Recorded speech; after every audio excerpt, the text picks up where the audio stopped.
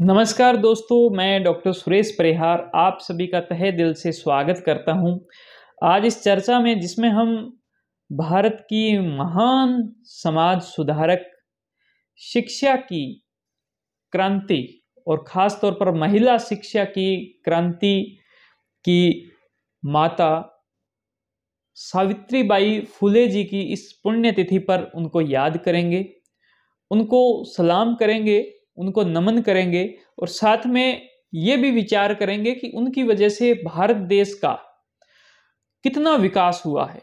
और ख़ास तौर पर जब बात करें कि महिला शिक्षा की, नारी शिक्षा की, नारी उत्थान की, नारी को और अच्छा बनाने की और भारत के विकास में योगदान देने की, तो इसके अंदर अग्रणी श्रेणी में अगर कोई एक नाम आता है तो वो सावित्रीबाई फुले जी का ही आता है। और ये इस वजह से आता है क्योंकि उन्होंने उस जमाने में महिलाओं के लिए स्कूल खोले थे, महिलाओं के लिए उस जमाने में उन्होंने काम किया था, महिलाओं को, बच्चों को, बच्चियों को, महिलाओं को पढ़ाया था, जबकि महिलाओं को पढ़ाना बहुत ही एक बुरा काम माना जाता था। जब वो अपने घर से चल के और पढ़ाने के लिए जाते थे तो रास्ते में उनके ऊपर कीचड़ फेंका जाता था, उनके ऊपर गोबर फेंका जाता था। तो कहते हैं कि वो अपने थैले के अंदर एक और साड़ी लेकर चलती थी और वहां पर जाकर विद्यालय में, जहां पर एक महिला स्कूल, पहला महिला स्कूल भारत का सावित्रीबाई फुले जी ने खोला था, तो वहां पर जाकर वो अपने कपड़े चेंज करके फिर वो पढ़ाते थे। दोस्तों, भारत की जनसंख्या का लगभग 50% हिस्सा जो है वो महिलाएं बनाती है। और महिलाएं एक इंसान का, भले वो पुरुष हो या महिला हो, उसका जो पहला शिक्षक है वो माँ होती है। और उसको जो बेसिक जो एजुकेशन मिलनी है या फिर उसकी डेवलपमेंट के लिए, वो जब बड़ा हो रहा है बच्चा और वो इस देश को और अच्छे से चलाने के लिए, इस देश का विकास करने के लिए बच्चा जब तैयार होता है तो उसके अंदर माता पिता का बहुत बड़ा योगदान होता है और माँ का तो बहुत ही ज़्यादा योगदान होता है। माँ अगर पढ़ी लिखी होगी, अगर एक महिला बहुत ही अच्छे से एजुकेटेड होगी तो भारत की जो विकास यात्रा है वो बहुत ही अच्छे से बढ़ेगी। और ये बात जो है वो कहीं ना कहीं सावित्रीबाई फुले जी जानते थे और इसी वजह से उन्होंने इतना बड़ा कदम लिया, इतना बड़ा संघर्ष किया कि आज आप अगर देखो तो कुछ बातें हैं जो महिला शिक्षा की वजह से भी हुई है।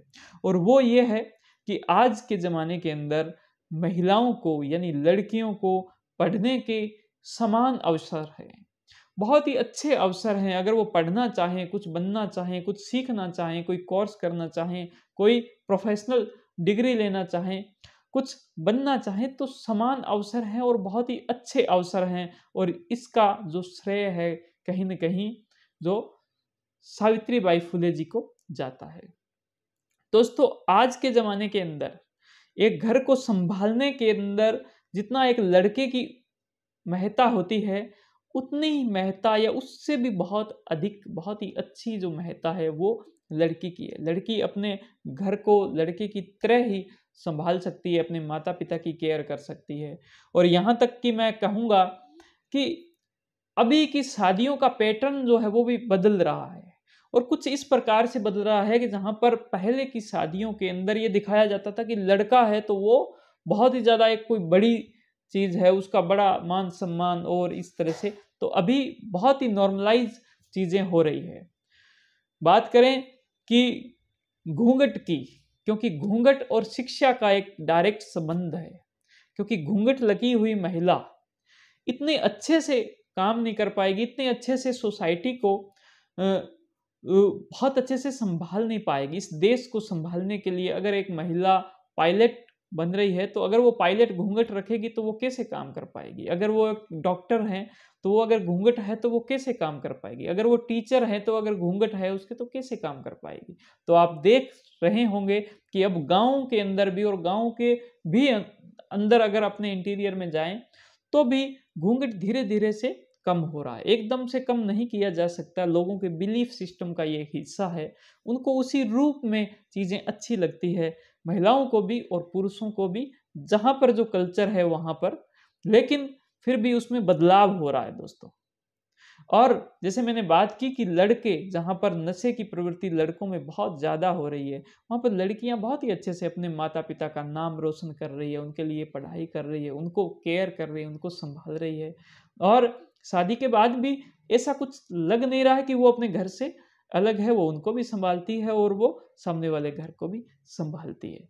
और इस संभालने के पीछे की जो पावर है, तो वो दोस्तों कहीं न कहीं शिक्षा से ही है। शिक्षा की वजह से आज बहुत ही अच्छे-अच्छे पदों पर लड़कियां काम कर रही है। शिक्षा की वजह से बहुत बड़े-बड़े जो बिजनेस है, वो लड़कियां चला रही है, वो महिलाएं चला रही है। और मैं अब अगर बात करूं कि अगर एक घर के अंदर परेशानी जो है वो गरीबी है, परेशानी अशिक्षा है, परेशानी अगर वहां पर बैकवर्डनेस अगर है, तो वो एक प्रकार सा उसके लिए संघर्ष करना पड़ेगा, और उस संघर्ष में लड़के और लड़की दोनों को बराबर आना पड़ेगा, और शिक्षा उस संघर्ष के लिए एक बहुत ही मजबूत हथियार के तौर पर काम करेगी दोस्तों।